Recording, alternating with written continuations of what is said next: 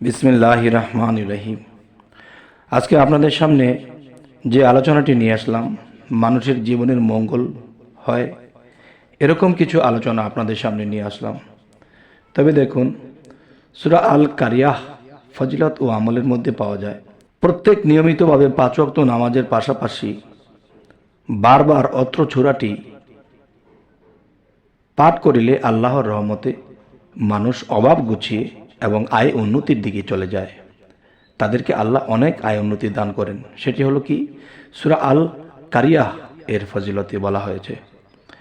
আরও একটি বিষয় হলো যে দেশে কলেরা, বসন্ত ইত্যাদি মহামারী দেখা দিলে পবিত্রতার অবস্থায় অজুর সাথে এই সূরাটি পাঠ করলে আল্লাহ তাআলার অবশ্যই সহি সালামতে আল্লাহ মানুষদেরকে রাখবেন। আচ্ছা, এখানে আরেকটা সূরার বিষয় হলো সূরা আদিয়াতের ফজিলত ও আমলের মধ্যে বলা হয়েছে এই সূরাটি অধিক মাত্রায় পাঠ করিলে আল্লাহর রহমতে অল্প পরিশ্রমে অধিক আয় উন্নতি আল্লাহ করে দেন। সম্ভব হইলে তিনি যদি নিজেকে পবিত্র রেখে চলতে পারে এবং মিথ্যা পরিহার করতে পারে তাহলে দ্রুত কাজ করবে। আচ্ছা, এবার আসবো সূরা জিলজালের ফজিলত ও আমল। সূরা জিলজালার এই আমল ও ফজিলতের মধ্যে বলা হয়েছে এই সূরা সম্পর্কে হাদিসে বর্ণিত হইয়াছে যে যে ব্যক্তি ইহা পাঠ করিবে সে সম্পূর্ণ কোরআন শরীফের 4 ভাগের 1 ভাগ সওয়াব লাভ করিবে।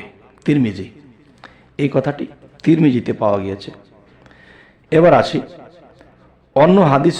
অন্য হাদিসে উক্ত হইয়াছে যে অত্র সূরা পাঠের নেকি সম্পূর্ণ কোরআন শরীফের পাঠের অর্ধেক। সুবহানাল্লাহ, আলহামদুলিল্লাহ। এই সূরাটিকে কেউ স্বপ্নে দেখিলে তাহার দ্বারা ধর্মহীনতার কাজ কখনোই হবে না। এই সূরাটিকে কেহ স্বপ্নে দেখলে তাহার দ্বারা ধর্মদ্রোহী গণ ধ্বংসপ্রাপ্ত হইবে।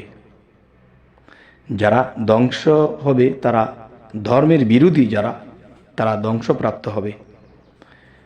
এবং অত্র সূরাটি কোনো নতুন বর্তনে যাহা ব্যবহার করা হয় নাই লিখিয়া বাতের রোগীকে উহা ধুইয়া খাওয়াইয়া দিলে আল্লাহর ফজলে রোগ ভালো হইয়া যাইবে। সুবহানাল্লাহ, আলহামদুলিল্লাহ।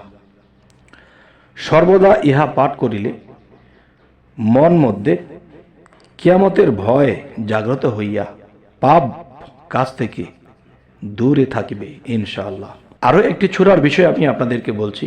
সূরা বাইয়িনাহ ফজিলত ও আমল থেকে বলা হয়েছে এই সূরাটি প্রত্যহ ফজরের বাদে পাঠ করিয়া শরীরে একবার ফুঁক দিলে আল্লাহ তাআলা রোগ ব্যাধি হইতে মুক্ত রাখিবেন।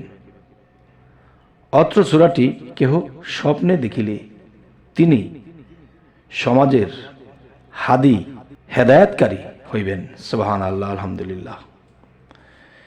তবে হে সমস্ত জগতবাসী, 2-3টা সূরার কথা বলা হলো। যদি আল্লাহর কোরআনকে আমরা বিশ্বাস না করি তাহলে আমাদের ঈমান থাকবে না। আর যদি বিশ্বাস করি তাহলে এই সূরাগুলো কোন কোন নিয়মে কি করলে আমাদের ফয়সালা আল্লাহ করবে, দুনিয়াবি এবং আখিরাতের ফয়সালা করে দিবেন আল্লাহ। এবং দুনিয়াতে যে সুস্থ নয়, দুনিয়াতে যে অভাবগ্রস্ত হয়ে থাকে, তখন তার দ্বারা কিন্তু আল্লাহর কাজ হয় না, আল্লাহর নাম ডাক হয় না। তাই বলবো কি, অবশ্যই এই সূরাগুলোকে যখন আমাদের সাথী বানিয়ে নেব এবং সেই সূরাগুলো আমরা সেভাবে পালন করব, সেভাবে আমরা পাঠ করব, তাহলে আমাদের জীবন ধন্য হবে এবং ইহকাল ও পরকাল আমাদের জীবন ধন্য হবে। তো আমাদের চ্যানেলটি যদি আপনাদের ভালো লাগে অবশ্যই সাবস্ক্রাইব করে রাখবেন, পরবর্তীতে যেন ভালো আলোচনা এনে দিতে পারি। তো সকলেই ভালো থাকবেন। আল্লাহ হাফিজ।